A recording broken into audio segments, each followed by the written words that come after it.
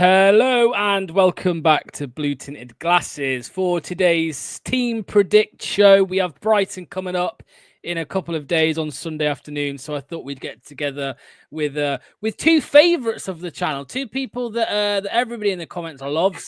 So here they are. I'll start with you, Kate. How are you doing today? Yeah, I'm really well, thanks. How are you? All good, thank you. Yeah, very good, thanks. It's Friday, so gotta be Friday, happy. which means football's nearly here again, which is great news. Exactly. Ant, mate, what's going on? You all right?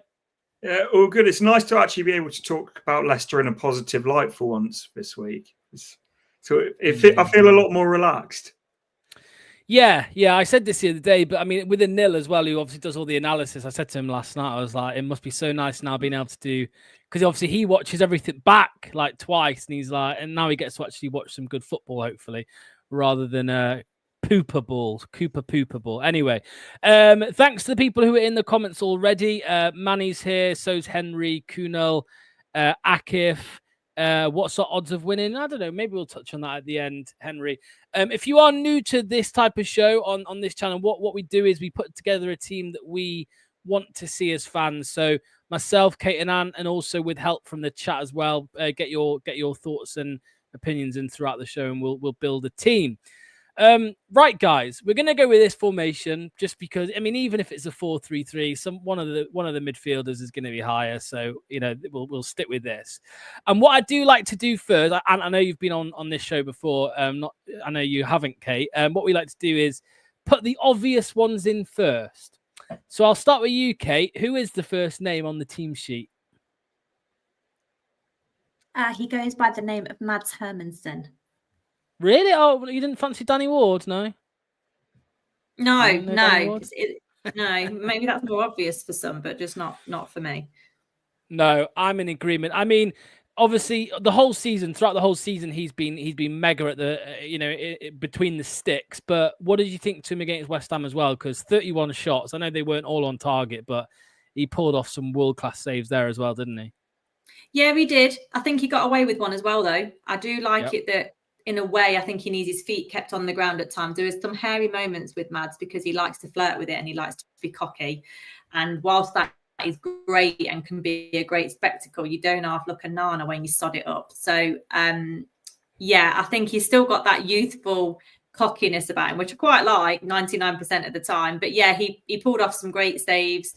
And there's no doubt that he's our number one, really, is there? No, I'm in agreement. And did you want to throw anybody else's name in the hat, or are you happy with Hermansen, mate? I mean, I feel like it'll be the shortest debate ever if I put anyone else's name in yet. Mads Hermansen, I'd say one of the best keepers in the league, so undoubtedly starting. Yeah, I mean, Ant, who is the next person on the team sheet for you? Because I mean, I think it's, assuming everyone's fit and ready for another game, and I imagine we are, because it was Tuesday, so we've had a bit of a longer break than Brighton have had. Is the next guy on here Mr. Jamie Vardy, or could we see DAKA? What do you think? I think that's more of a conversation than the man I'm going to say who's the next name on the team sheet. Okay, go on, you give it to me. Who's next? I was going to say El Canuso, I think, is the next one that's an absolute, obvious, no real debate whether he's going to play. Okay. Kate, what do you think to that? No-brainer? No-brainer, yeah, absolutely. I thought he played really well on Tuesday. I've seen a few people say that he could do better, but for me, I think he's just growing every game. And he became quite influential carrying the ball. I think defensively he's perhaps not as strong as he could be, but I think, again, that will just come with becoming Premier League aware, won't it? And once he's picked up the pace a bit of the Prem, and once he realises that you've got to be as fit as you possibly can to keep up with the quick turnovers and stuff. Yeah, I think he's fast becoming one of our most influential players, and hopefully he'll wear his lucky socks again on the weekend as well. His JV9 socks. Well, where do we put him then? I mean, I would say, because obviously Facundo Buonanotte is missing this one because of I was going to say cup tied. It's not cup tied, just it's his parent club. Where do we play? I mean, I'm thinking he goes in the 10 because we have more options out wide than we do in the 10. So, Anne, is that where you want me to put him in here, mate? Yeah, 100%. And then we'll get into the wing options in a bit. But I think if you don't put him in the 10, we're very short for who else we can put there. Yeah, because I mean, at the end we can move people about if we need to. But Kate, are you happy with that, mate? In the 10, right in the 10. Sure. Cool. People are in agreement. Andreas says the 10. Let us know in the chat if you think he should go anywhere else. Next up, then on this one, are we? Because Fast has been in the team a bit, obviously throughout the season. Vestergaard, Akoli, they've all kind of rotated at times, but. Are we saying Vestergaard's going to start this one? I mean, I think he will. I know he got pulled off against West Ham. That was more of a tactical change, it seems, as Anil told us last night on the analysis. But Kate, do you think Vestergaard is a starter? Yeah, I do. I do think he's a starter. I thought he was pretty majestic against West Ham, to be honest. His distribution is just brilliant. Like some of the passes he can do. He can thread it through the eye of a needle at times, and you just don't really expect to see it from a guy that's probably a bit awkward on the eye as a defender, isn't he? Because he's so big, you think he's going to be a bit clumsy in that kind of area, but he's brilliant on the ball. And I just thought he was great. He was great on Tuesday. I don't know whether he picked up a knock either, potentially as well, because he did crouch down midway through the first half for quite a while. Because he got crunched in the box. I don't know if you remember that in the first half, He got crunched. And it was about 5 minutes after that, he just sat down for a minute, didn't get the treatment on because he's Wellard, and carried on. But I don't know whether that's just something that perhaps he thought to himself or said at half time, if it's still hurting me, I'd just rather come off and save himself a bit because it's a busy schedule now.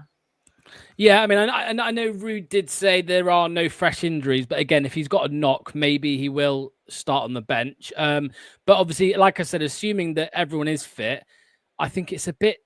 You're in agreement though, Ant Vestergaard, yeah? Yeah, 100%. I think just looks. Well, I was going to say, give us. Yeah, no, I agree. I mean, give us an argument then, Ant. Let's just tick this one off now. Who does start next to him in your eyes? I think if Akoli's fit, I'd go with Akoli. Over Cody? After a good performance against West Ham? Yeah. The thing is, he had a good performance, but it's one good performance in 1.5 seasons.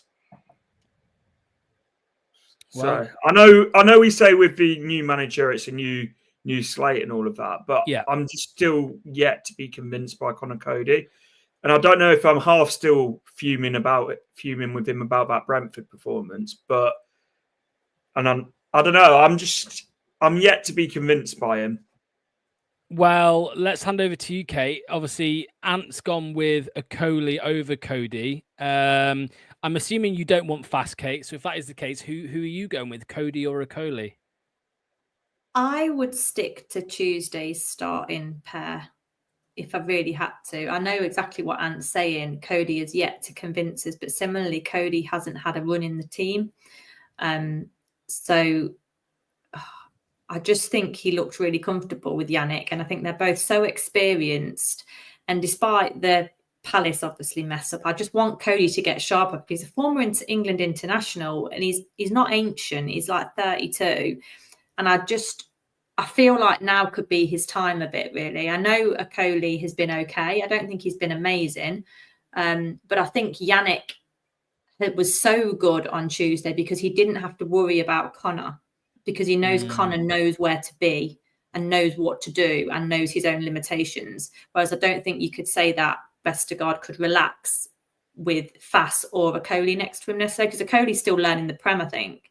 So I think Conor, for me, would start simply because I thought it worked really well on Tuesday, to be honest. Well, I'm torn. I mean, Ant's gone for Akoli. Kate's gone Cody. I'm torn. I have put a poll in the chat, so the winner of that poll will take it. Currently, there's only 8 votes, but there's 51 people watching, so that's not good enough. People, get the votes in now, please. There's a poll in the YouTube live chat. Cody, Akoli, or Fass. I can reveal Fass is currently on 0 votes. Manny says this is a tight call. Cody did play well last game and offers leadership qualities, although clearly Akoli is the more talented. Choose your poison. Kunal says going Cody. Make sure to vote if you haven't, mate. Richo, last derby at Goodison Park. Please don't let it be a mauling. Ray says, I vote for no changes at the back. So, yeah, vote now. As Willie says, Willie in the chat, vote now. And we'll end the poll in a few more seconds. It does look, to be honest with you, like it is going to be Cody that wins it. So the votes have gone in favor of Kate. Sorry, Ant, there's your first L of the evening, mate. Don't worry, I'm always getting outvoted on this channel with these shows, so don't worry too much, mate. But that's quite a nice problem, isn't it? We've all of a sudden got two people who it wouldn't bother me if a Cody starts. Do you know what I mean? It's not. Yeah. If Fast starts, I don't know what I'm going to do. It's going to be watch through my fingers, but yeah. We'll switch them around because I think that's the sides that they'll play on. Willie did say Cody isn't best suited in a back four, but played well last game. Anyway, right. So, because I mean, Chris says don't change a winning team. I mean, we may well find that the only change here is for Facundo because he's out, but we'll see how we get on. Right. Where next? Who wants to say the next of it? Is it Vardy? Are we going with Vardy? I think so. And yeah. Or you want DAKA, don't you, mate? You're saying DAKA, aren't you?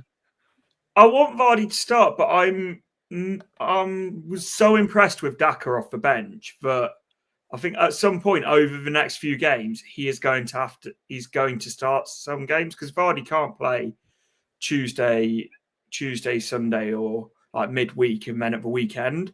So it's like at some point we are going to see DAKA start, but I think Vardy for this one. But I don't think we're going to see a full 90 from him. And DAKA's still, even with the Vardy issue aside, DAKA's still got to get match fit, hasn't he? I would think. Yeah, and I think we all want to see a bit of Bilal Vardy link up again. That'll be nice. Looking like a little partnership or bromance or whatever you want to call it going on there. Manny reckons Vardy 60 minutes, DAKA 30 seems to be the format until multiple games every week. So we'll see that. I mean, I don't know if you listened to it.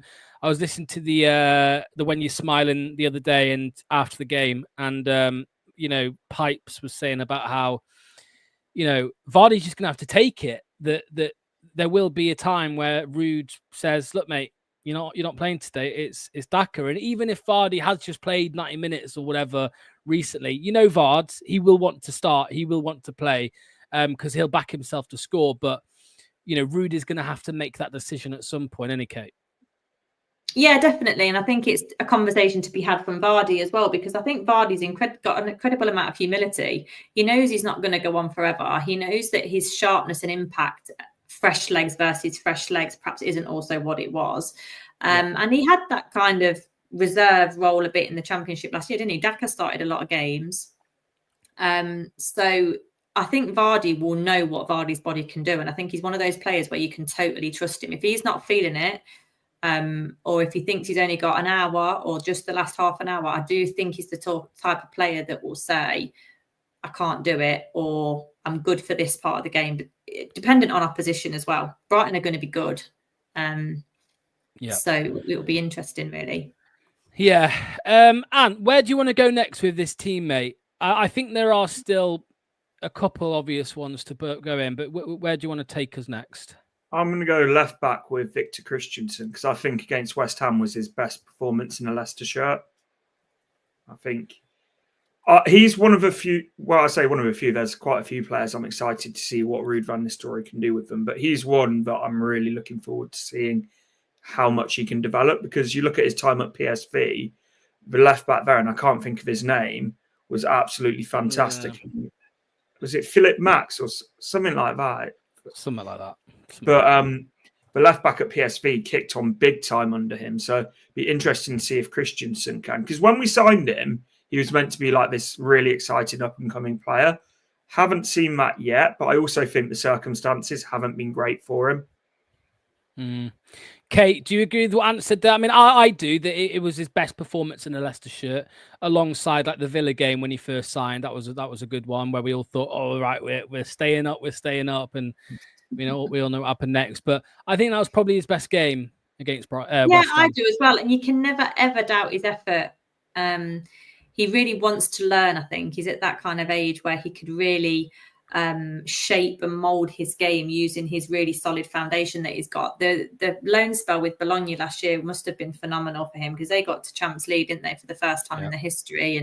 And he's had a really good out of the spotlight upbringing, if you like, for us. And he's come back to us. We wanted him back, and you can see why. I would like to see him become a little bit more dynamic. He's sometimes got the Danny Simpson about him, to be honest, where he don't break through the halfway line. And I'd like to see a bit more of that, which did happen in the West Ham game for sure. So him and Casey seem to get the jitters a bit on that. Sometimes I think he's quick enough to take the player on. And I hope that Rude, who seemed to have done that more with Casey instantly, like show more aggression, and particularly in attack, that you can support. You have every right to bomb down like JJ does to support. And yeah, he's definitely the first choice, because Luke Thomas just doesn't quite cut it. And we saw that against Brentford, didn't we? Absolutely. You mentioned JJ there, Kate. Somebody here says, I'd like to see Chowdhury given a chance. I mean, is there any way that we see Hamza Chowdhury at right back, or is it going to be JJ? Because they are the only two options, right? There is no other option for us to play at right back. I'll come to you first, Ant, actually, on the right back. Is it going to be JJ? Yeah, it has to be for me. It's like this with Chowdhury at right back. I wasn't a fan of it in the Championship. I think he had one good game against West Brom where he was fantastic, and everyone seems to forget about the other 6 games where he was a liability at right back. I like him in midfield as a player that comes on and helps you see out a game. I'm really not convinced by Hamza at right back. Kate? Yeah, I agree. Hamza's not great on the ball. I find his awareness quite poor as well, particularly what goes on behind him. He doesn't ever seem to know what's going on behind him, which is a real issue that we've had in the right back position generally, to be honest. We've seen JJ get caught out by it as well. But I think JJ... I'd like to think, because I think mentally JJ has probably had his hardest season of his career this year. Injuries aside, and those awful injuries he had to come back from, but he has had an absolutely torrid time, and it's not necessarily all his fault. He'll know where he's gone wrong. I think this guy was really rivaling Chilwell for the England left back position once upon a time, and I think we can get that guy back. So I agree with Ant that Hamza's just a bit of a liability. And he gives you no option for attacking either. So hopefully JJ feels a bit boosted by Rude's arrival. And I'm hoping that Rude has had enough time this week to kind of identify that really vulnerable area of the pitch for us and talk with JJ about how we can shore it up, really. Well, moving on a bit further up the pitch now. Now, I think this would have been a little bit more difficult had Harry Winks been in the picture. However, as far as I'm aware, from what I've read on the press conference, Winks is still not back. It's come a little bit too early for him this game. So I just want, maybe we can, kill 2 birds, 1 stone here. Are we all in agreement that it will be Ndidi and Soumare to start this one again? Because I thought they were both exceptional against West Ham, and I think it would be unfair to drop either of them. Ant, what do you think? Yeah, I think so. As you say, they're both brilliant, and I think they complemented each other really, really well against West Ham as well, because Ndidi was winning absolutely everything back, and then Soumare, he's got that quality on the ball that I think Ndidi's lacking slightly. Kate, what do you make to I'll ask you that, and I'll also add in another thing. Would it have been difficult for you if Winks was fit, or would you have gone with this anyway? If Winks was fit, I'd boot out Ndidi. I will die on that hill this season. He's not good enough on the ball for the type of football we want to play. And against West Ham, in that first 45 minutes, there is no shadow of a doubt that we got dominated in midfield. And I'm not saying they didn't do a good shift over the full 90, but that first 40 minutes in particular, we were getting overrun. It was a problem. I feel like he's massively, and it's not his fault per se, but he's just caught between what he used to do and what he now does. And I don't think he's decided which one he is, and he can't get his brain sorted out. But that said, he did some great interceptions. He really grew into the game, I thought his second half was better than his first half. But Soumare, for me, is just a better ball player. To watch that guy run on the pitch, he's Pete Yaya Toure at times. Like, he's just the side of the pitch he covers and the ball control he has and his quick feet. You're just never getting Wilf doing that. So I think when Harry comes back in, you've got to have ball players there in the Premier League. You can't get away with it like you did in the Championship. But with Harry Winks out, it's a complete no-brainer, because Wilf is not a bad replacement at all. He just doesn't, I don't think, give us the full flexibility of the central ball play that we want. But Kate, would that leave us a bit exposed, do you think? Do you think that would then negatively impact us defensively, not having Wilf in there as that ball winner? Because I don't think we know Winks is not a ball winner, and Samari, yes, he can do it, but they're not his strengths, are they?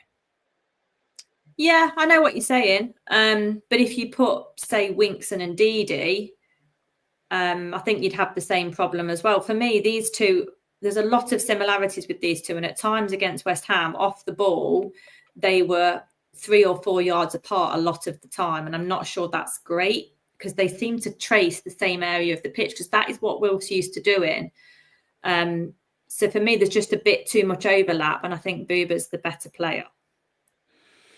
Well, it'll be interesting next week for the next one. We'll see, because we may need to, make that decision on Winks and Ndidi, or Winks and Samari, whoever. Similarly, by the way, if we get Samari of old, yes, this Samari cameo might be really short-lived, then you've got to have Ndidi in, haven't you?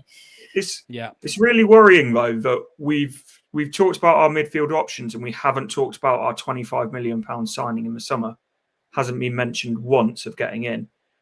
So I liked the signing of Ollie Skip, but the longer the season goes on, I'm starting to worry. Was that a waste of 25 million? Well, I think that was the problem the whole time, wasn't it, Kate? The fee, because if Skip was even a £10 million signing, I don't think it would be too much of an issue. But 25 million, and he's played a handful of games. It's not good enough, is it? No, it's interesting to see, because I think every time he's played, he's done okay. There's been some games where conceding goals, I feel like he's been a bit behind play and he's not really got anybody and he's not where he should be. But I've quite liked him in some of the performances as well. I think he's really industrial. He covers so much ground. But then that sounds like I could be describing Wilf as well. So there's something maybe physicality wise, the reading of the game, because he's only 23, right? Is he 23? Yeah. Who's this? Sorry, he's Skip 23, isn't he? Yeah, I believe so. Yeah, he's really young, isn't he? So maybe it's just he needs to get up to speed and more game time as well, because I'm not really sure. I don't know a lot about his history, but how much game time did he have in the past couple of seasons? I don't really know. But it stands out, but it was a massive fee. It is a massive fee. It is indeed. I was excited by it a little bit, because I know obviously it's a championship, but when he was on Norwich, for example, I think he won Player of the Season that year in the championship. He was exceptional. But yeah, he's this annoyed me as well, because I saw a lot of people say, "Oh, well, he doesn't even get in Spurs' team." I was like, "Well, yeah, Spurs, like we're Leicester, like fighting for relegation. Get a be realistic." So, how are the lads, Geordie? This is on Ant's channel. This comment here. How are the lads? United TV says early days, but how are you finding RVN? Well, we'll talk a little bit about it soon, mate. Right, moving on to the wingers, Ant. Who is in first? Obviously, as I said, Facundo is out of the equation, which is why we've got Bill Allen, the number 10. Fatawu is obviously out for the season. McAteer, Mavididi are the ones that stand out to me. I didn't think Mavididi, did great when he came on against West Ham. But let's start with McAteer. Is he in your team?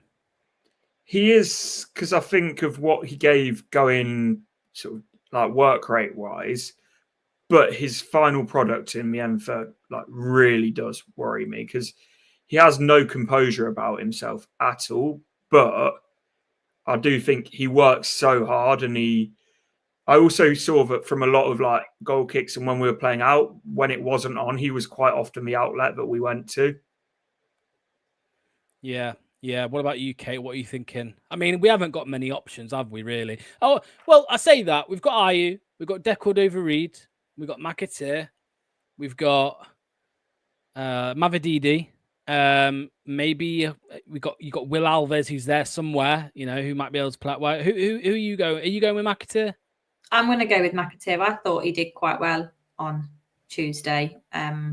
I thought he got into the game more physically than I've seen him in some of his Premier League performances. And I think he's just one of those guys that the more you play him, the better he becomes. After his long injury layoff last year, I don't think we saw him hit the same heights again, really, which was a real shame. But yeah, I'd definitely persevere with him. He seemed to get stuck in defensively. Again, I think it was perhaps one of those things that where Ruud's already given him some confidence. I felt like he took the fullback on a bit better than he did under Cooper. Yeah, he's definitely one that will really, really improve. And remember, El Khanous started off a bit wobbly at the beginning of the season as well. I think there's got to be some continuity about the team to a certain degree, particularly in link-up play where these players are so key, because you've got to get some relationships formed and you've got to get some momentum and match fitness in terms of your brain and how you link up with those around you. I think it's really important. Chopping and changing isn't necessarily great at times. That's all. Yeah, I mean, and I'm not the biggest fan of McAteer. I personally believe he's a championship level player. But last season, he started the season really well. He obviously got an injury and then he struggled a little bit after that. But do you think he probably, even just the start to the season, pre-injury last year, he probably deserves to be that backup to Fatawi like he was last season? Yeah. But I would also be worried if we don't go and look in January for another winger who's going to start, because I don't think he's a level to play every single game. But I don't know. I'm not at the point that you are where you're sort of written him off completely and saying championship, but I'm not fully convinced either. So I'm firmly sat on the fence with him, and it's like, I know he got, and I think someone put it in the comments, he got an assist against West Ham, but to be fair, it was a good pass, but it was a 5-yard pass.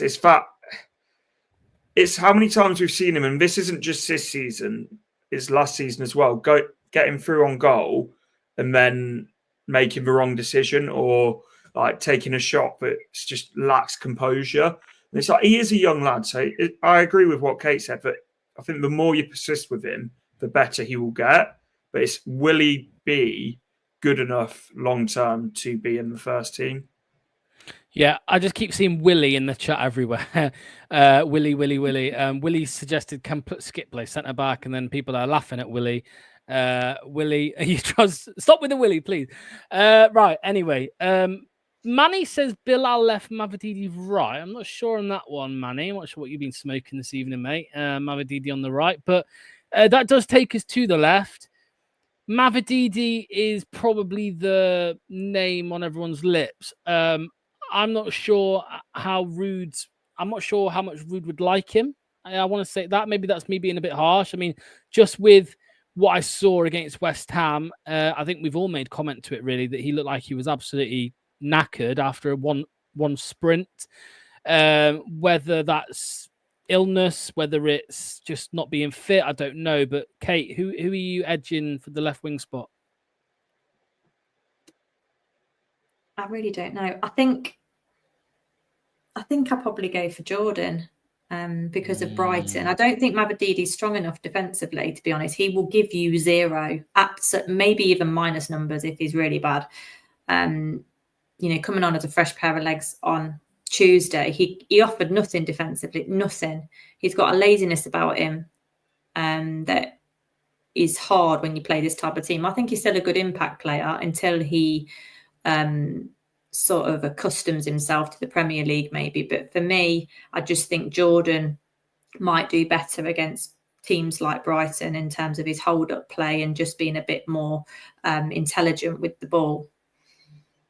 Yeah, I mean, Costa says it's a shame, but Kate, you are 100% right. I mean, Ant, I'm in agreement with Kate. I don't think Mavididi should start this game, but I'm interested to hear what you've got to say about it. I was going to say Mavididi has to start because we need to have a threat off one of the wings.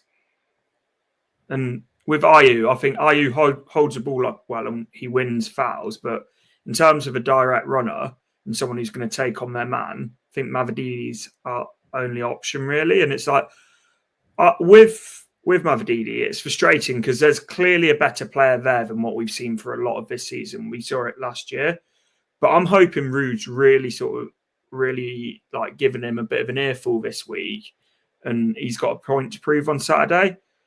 Saturday, is it? Yeah, it's Sunday, isn't it? I have it there double for myself. So I'll go with Mavididi, but because I think if you go with Ayew, you're setting up with pretty much both wingers with a defensive mindset. Yeah, I mean, I get it. I mean, there is a poll in the chat, so please, people, start voting. I mean, Manny put another left field shout here. I mean, he said maybe Mavididi in the 10 and Bilal off the left, potentially. Chris says Ayew slows the game down so much we need to counter Brighton. Costa says Ant does have a point. Hopefully Rude will kick him up the arse. I don't know on this one. I'm really not sure. To be honest with you, I think Mavididi will get. I don't know. I really don't know. I really don't. I mean, I know what the fans are saying because at the moment already it's 83% are saying Mavididi. So we will go with that. But there is one thing that we do in this on these shows at the very end. We just we basically say, what will the manager do? So we've picked the team we want to see, but what will the manager do? And we'll just change one or two. Mavididi's won this, by the way, by an absolute landslide. So can you Cordova play on the left? Say that again. Can Cordova play on the left? I believe so, yeah. As far as I'm aware, you can. I thought he did well when he came on. For the first time this season, I thought, oh, okay, that's why we bought him. I know what he's about a bit more this time. Whereas before, he just felt like a number. Yeah. I mean, Mavididi's won this, so that is the lineup we've gone with from us and the chat helping us out. Could this team beat Brighton? What do you think, Kate? This team, if this is what we fielded on Sunday? Yeah, I think so. I don't see why not. Brighton are going to be good. They're obviously coming off a stinking loss last time round. But yeah, I don't see why not. I mean, we've got to work hard again. There was a lot of errors again on Tuesday. So you hope with a few more days he's managed to iron some of those creases out. But it will take a lot of hard work again to even go toe-to-toe. And that's why I don't think Mavididi should be included. But I agree. It's definitely got a good, solid foundation. And I've just spoken about building relationships and having some continuity. For me, it's how the midfield does. Well, I just had a last minute thought there. Could you have DAKA on the left? He's done it before, hasn't he? And DAKA on the left? I mean, we'll go with this. We'll stick with Mavididi, but could he do it? I mean, he probably could. We know you'll get that defensive work rate from him, and he's got the pace to get forward. But I don't know. Yeah. It's one that I think would be entertaining to see, but probably for all the wrong reasons. So we know Mavididi is not great defensively, but then you could say the same about Riyad Mahrez. So Mavididi's strengths, is he going to be good at those strengths? Yeah. Is he going to beat his man? Is he going to put balls in the box? Is he going to not be so greedy? Is his link-up play going to be good with El Khanous? They're just questions. Like we know his weakness, and it doesn't really matter. Like Christensen can cover, it's fine, and Samari will come across, and Vestergaard will come across, etc. But are his strengths good enough? I think the only way always the question, isn't it? The only way we see that in the Premier League, though, is if he gets given like a couple of games to build those relationships with those players, because he's never going to link up naturally with like El Khanous and Christensen if you put him in one game and then drag him out and he doesn't play for another 3 or 4. Yeah, sure. Yeah, I mean, let's end on this. This is a team we've put together on what us and the people watching wanted. Are there any glaringly obvious ones here that we think won't play? I mean, I don't think there are really, are there? I think it's unchanged other than Mavididi and for Facundo. I think that's probably what will happen, is it, Ant? Yeah, I think so. I struggle to see anything glaringly obvious. The only changeable one potentially is Cody or Vicoli. Yeah, Yeah, that's a shout, actually, because I had a feeling Okoli would have started against West Ham had he been... I think he failed the late fitness test, didn't he? So that's why he didn't play. But then, was Cody's performance good enough to keep Okoli out the team, or will the mindset from Rude just be, it's a winning side, don't change it unless you have to, like with Facundo? I'm not sure. I think this is what we'll see, to be honest with you. The Mavididi one is the tough point for me. It depends on how Rude sees it. I mean, maybe Rude just gives him a chance. It's the right time to give him a chance. It's the right reason to give him a chance. Facundo's missing out. Nothing we can do. Give Mavididi a chance starting and see what he can do. Manny's again going for Mavididi in the 10. I really can't see it happening, to be honest with you. But keep dreaming, Manny. You've got what you wanted, mate. Mavididi is in the team, and Ndidi, who you're obsessed with. Little quick comment here from... a 10 or not? I don't think so. And El Canoe's on the left. El Canoe's, I think he played so well on the left. He did. Yeah. Could we see maybe... We've seen already this season, though, like maybe... if I just move us around a little bit and then go with like this with Ayew. I mean, we have seen him play centrally a little bit. That could be a possibility. I mean, let us know in the comment section what you think. I mean, what would you think to that, Ant, if that's what we saw? I'd rather Mavididi on the left and El Canoe down the middle, but I don't think it would be horrendous. I think Ayew's definitely got his strengths of like where he can link up with players and win fouls. But again, I wouldn't be the biggest fan in the world of it, but I think you could do a lot worse on it as well. Yeah, Kate. I mean, somebody's in agreement with you. Bilal on the left with Vika. I mean, this is my worry with because Mavididi and Christensen, they've not linked up very well this season at all when they have both played together. And Bilal and Christensen did seem to link up well. Yeah, they did.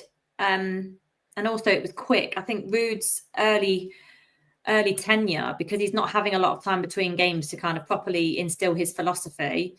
I think having Jordan there, for example, you can't, if you have a quick turnover and want to do counter attacking, it was a bit Pete Ranieri at times on Tuesday. Jordan ain't giving you that. He's not quick enough. You can't, that will hold up a counter, I think, potentially. So having Mavididi there could offer that pace, but yeah, the pace on the wings is great, and we have got choices with that.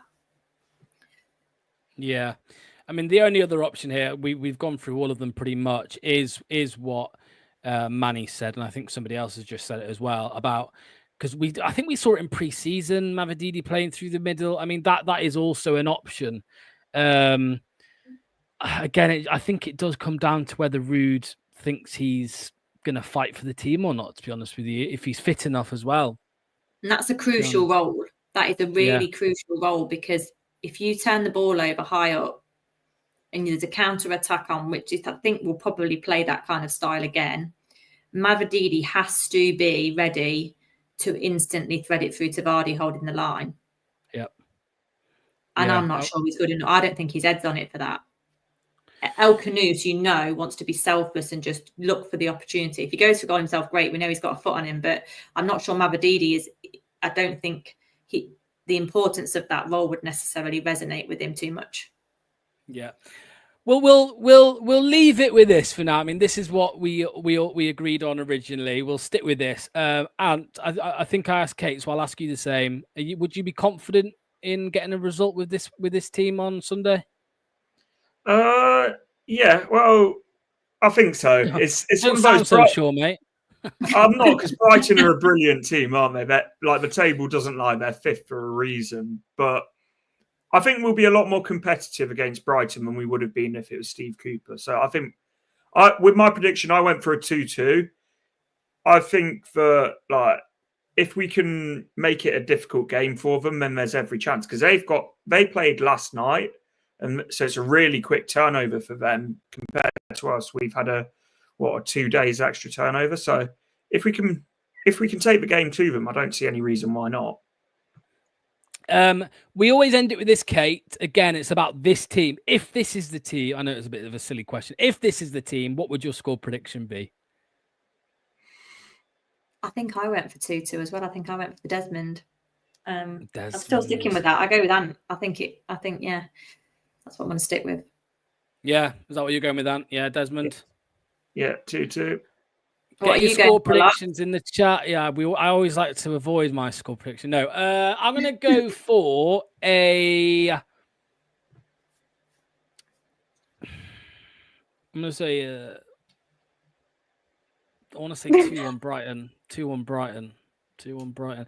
I think they'll nick it. Look, it's going to be a tough game, and you know, I think we just can't get ahead of ourselves because it's. I mean, we're Leicester fans. We all get ahead of ourselves. We get one win with the new manager, and we're like, that's it, baby. We're back in town. We're gonna, European run. Get your passports ready. I think they will nick this one. I mean, I can't see Brighton losing 2 on the trot either. You know, I think that's in my mind as well. They did lose, right? They just lost. So, did they? Did it finish? Yeah, it did finish. Yeah. So yeah, they've got a lot of great players, and like Ant says, I mean, they're 5th in the league for a reason.